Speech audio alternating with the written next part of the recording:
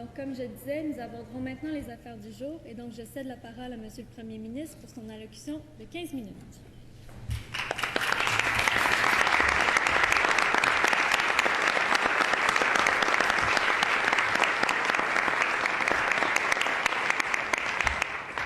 Merci beaucoup, Madame la Présidente. C'est vraiment un plaisir pour moi et un honneur d'ouvrir cette 68e législature du Parlement jeunesse du Québec après cette grosse année passée à l'organiser bénévolement avec mes 3 collègues du comité exécutif. Avant toute chose, j'aimerais procéder à quelques remerciements. D'abord, merci à notre lieutenant-gouverneur, M. Mohamed Labidi, qui a gracieusement accepté de venir nous partager sa sagesse et qui vient de nous livrer un discours poignant. Je pense que je peux parler pour toute l'Assemblée, Madame la Présidente, quand je dis que nous avons tous été touchés, tous et toutes été touchés par ce qui s'est passé au mois de janvier, que M. Labidi, son honneur lieutenant-gouverneur, est vraiment un exemple pour tout le monde ici. Je pense que ici au Parlement jeunesse, en tout cas, tout le monde a sa place. C'est vraiment un engagement que le Parlement jeunesse a pris comme institution depuis plusieurs années et j'espère que, particulièrement aux personnes qui se sont senties visées par les événements de janvier, vous sentez bel et bien que vous avez votre place ici, parmi nous. Nous sommes tous et toutes Québécoises et Québécois, ça c'est certain. Merci également à nos 2 partenaires principaux sans qui le Parlement jeunesse ne pourrait pas avoir lieu. Merci donc à l'Assemblée nationale qui nous accueille et qui nous permet, cette année encore, de faire l'expérience d'une nouvelle législature de la plus vieille simulation parlementaire au Québec, là où il se doit, dans la salle de l'Assemblée. Merci également au directeur général des élections, M. Pierre Reid, qui nous soutient depuis de nombreuses années et qui a, comme nous, à cœur la formation de citoyennes et de citoyens avertis et prêts à assumer leur rôle, à prendre pleinement part à la vie démocratique. Maintenant, en guise de discours d'ouverture, j'aimerais de nouveau cette année vous faire part de la suite d'un petit quelque chose que j'ai lu quelque part et qui me semble mettre le doigt sur une couple de choses importantes. Ça va comme suit. Nous sommes la génération de la 11e heure, de la dernière chance. Celle pour qui le futur n'est plus ce qu'il était, pour qui demain représente un immense défi plutôt qu'une promesse de jour meilleur.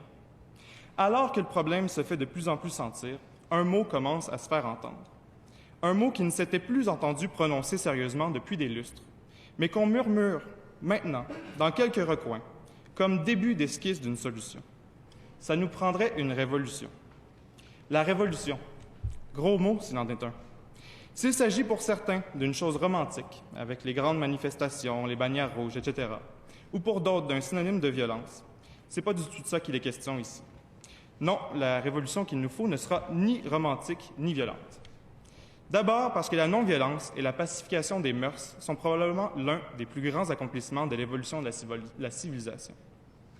Ensuite, parce que s'il ne s'agit pas nécessairement de tout virer à l'envers, car il se peut que les institutions que les générations précédentes nous ont léguées nous permettent de changer en profondeur le monde dans lequel on vit, moyennant, bien sûr, les efforts d'organisation suffisants et la volonté de le faire.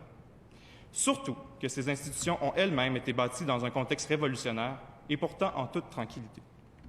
Non, la révolution, c'est d'abord, dans son sens le plus commun, un contexte historique dans lequel on rend révolues certaines choses. Mais, comme le rappelle la philosophe Hannah Arendt, dans son essai sur la Révolution, les premiers à avoir utilisé ce mot dans le contexte des 2 grandes révolutions américaines et françaises qui ont marqué le passage à l'époque moderne l'ont fait avec une autre idée en tête. Ce mot « révolution » avait jusqu'alors le sens qu'on lui donne toujours en parlant de la révolution de la Terre autour du Soleil.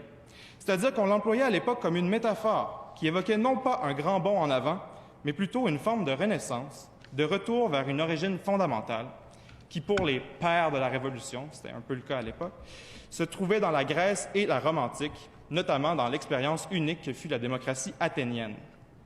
Selon cette analogie, les révolutions n'auraient rien donc de fondamentalement progressiste. Elles consisteraient au contraire en un retour en arrière. Il en va de l'examen du présent à l'aune du passé et d'un constat que quelque chose s'est perdu en cours de route.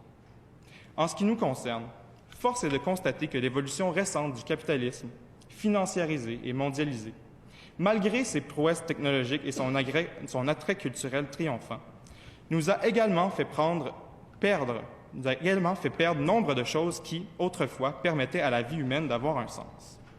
Le sens du commun, du plus grand que soi, le partage, la solidarité, la participation active à la vie politique sont autant de choses qui semblent avoir été mises à l'écart par un système qui carbure malheureusement à l'atomisation des sociétés pour produire des consommateurs dociles. On en vient donc au constat, par ailleurs peu intuitif, qu'il peut y avoir quelque chose de révolutionnaire ou de progressiste à vouloir revenir en arrière. Et qu'en même temps, l'une des tâches les plus essentielles de la Révolution est de conserver et de protéger les acquis du présent qu'elle cherche à dépasser. Mais la Révolution, entendue comme orbite, peut aussi se comprendre comme la fin d'un cycle et le début d'un nouveau. Il y a cette idée que l'histoire se répète, comme un éternel retour, et que les crises sociales se produisent à peu près dans les mêmes conditions, en produisant à peu près les mêmes effets, faisant subitement tomber les empires arrivés au paroxysme de leur opulence et de leur faste. Rappelons qu'il y a un siècle, dans un contexte d'inégalité grandissante et au plus fort de la Grande Guerre, les deux révolutions russes de 1917, ou plutôt la révolution de février et sa récupération bolchevique, mettaient fin à la Russie des tsars, ce colosse au pied d'argile qu'on estimait encore une année plus tôt être le régime le plus stable d'Europe. Une douzaine d'années plus tard, le Jeudi noir d'octobre 1929 mettait fin aux années folles et à leur exubérance, plongeant l'autre colosse américain dans une décennie de misère et dont il ne put se réchapper que par l'économie de guerre et le financement de la reconstruction européenne. N'allons pas penser non plus que notre époque est particulièrement nouvelle. Creusement des inégalités, montée de l'isolationnisme, laissez-faire économique, surconsommation, bulles spéculatives, migration massive, bouc émissarisme de minorités religieuses. Notre époque ressemble bel et bien à celle du début du 20e siècle. Si le passé n'est pas toujours garant de l'avenir, il n'en demeure pas moins qu'il y a lieu de penser que ces symptômes soient annonciateurs d'une crise qui se prépare en sourdine. Le problème, comme le montre brillamment l'économiste Thomas Piketty, est que nos institutions et nos conceptions sociales risquent d'être particulièrement mal adaptées à ce qui s'en vient, notamment en ce qui a trait au rôle que nous accordons à la croissance économique en matière de réduction des inégalités.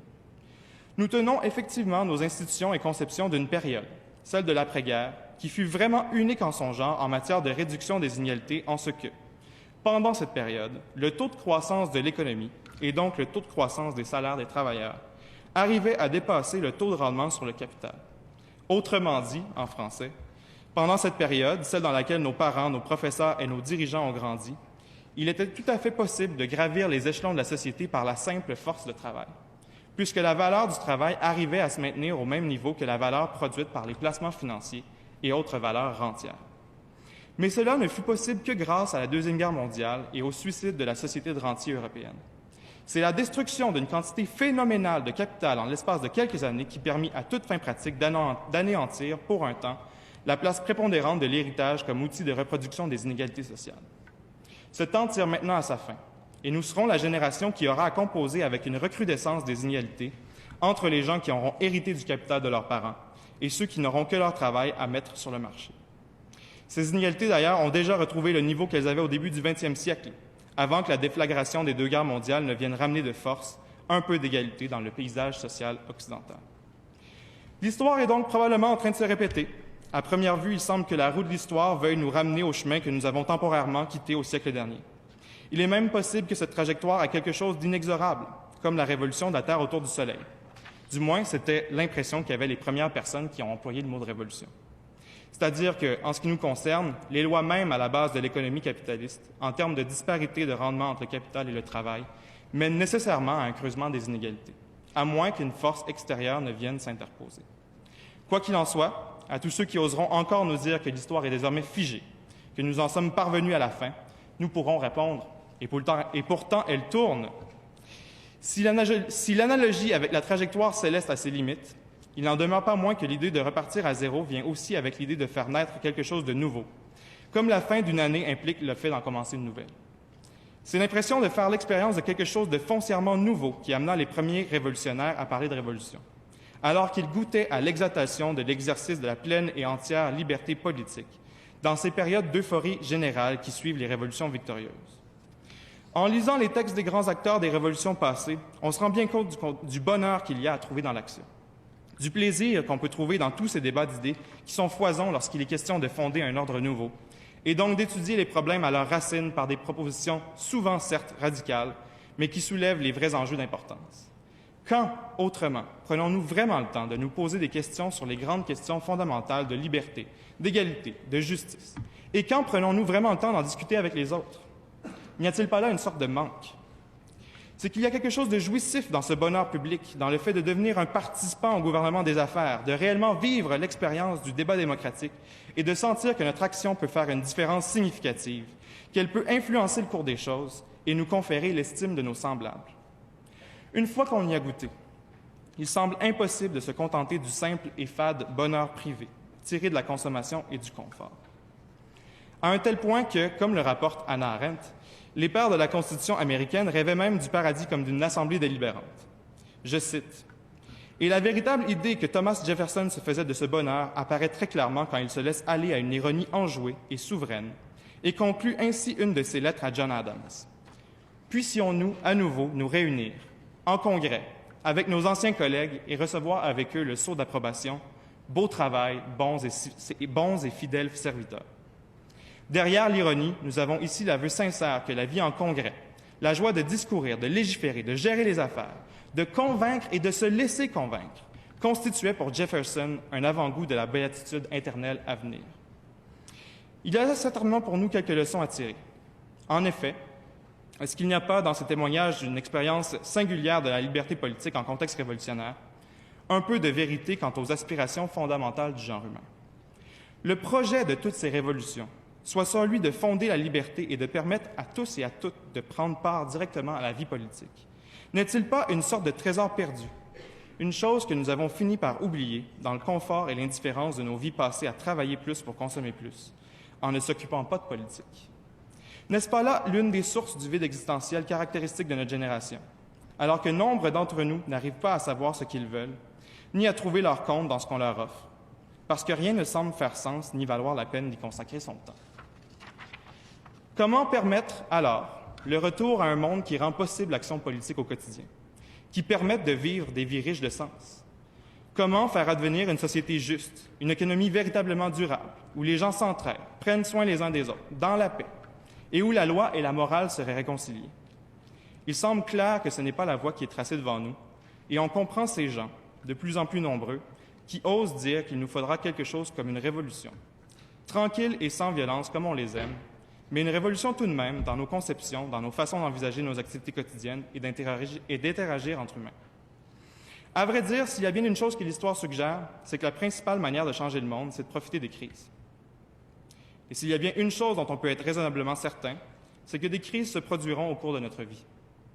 Quoi qu'on en pense, il nous faut à tout le moins admettre la possibilité que la vie que nous sommes en train de mener risque d'être chamboulée profondément. Qu'il est très possible qu'un jour, d'une façon ou d'une autre, la situation intenable dans laquelle la planète se trouve actuellement, tant du point de vue écologique que social, n'en vienne à provoquer un profond choc. Il nous faudra alors être prêts, car ces crises sont autant de points de rupture qui peuvent être exploités tant pour fonder la liberté que pour asseoir la tyrannie, pour réaliser l'égalité que pour profiter à un petit nombre. Il faudra donc se mettre ensemble, s'organiser, convenir des solutions à proposer en priorité sans avoir peur de penser en dehors du cadre établi. S'agira-t-il de partager la propriété du capital, de diminuer l'activité économique, de se servir de la robotisation pour remplacer le travail par le loisir, de se rebâtir une relation plus étroite avec la Terre, de décentraliser au maximum les prises de décisions politiques pour permettre la démocratie directe? Ce sera à nous de débattre et à nous de s'entendre. Il faudra investir les institutions politiques et économiques, s'ancrer dans nos communautés, diffuser nos idées et mettre sur pied des institutions prêtes à incarner le changement le jour venu. Mais surtout, et c'est peut-être là la chose la plus difficile à faire, il faudra garder en tête que rien de tout cela n'est une certitude, que personne ici ne peut prétendre détenir la vérité, qu'il subsistera toujours des désaccords et qu'on peut raisonnablement argumenter contre tout ce qui précède. Le doute, la remise en question et l'ouverture à la confrontation de ces idées doivent faire partie intégrante de notre action, ne serait-ce que pour s'assurer de toujours servir notre objectif initial et non pas prendre le moyen pour la fin et faire de la révolution un objectif permanent qui se nourrit lui-même. Car la dernière chose que nous voudrions serait que tout ça ne serve à rien et qu'on le finisse par tous tourner en rond. Alors voilà, Madame la Présidente, ce que j'avais envie de vous partager. C'est probablement un peu ridicule. Ça m'a l'air écrit par un jeune révolutionnaire en pyjama dans son salon. Mais je pense quand même qu'il y a quelque chose à tirer de tout ça. Que ce que nous allons faire dans les prochains jours aussi ressemble à une série de propos que je crois vous avoir partagés. J'ai vraiment hâte de tous et toutes vous entendre, vous présenter dans les minutes qui viennent. Et il me fait vraiment plaisir aussi d'être votre premier ministre pour la 68e législature du PJQ. Donc, bonne simulation à tout le monde.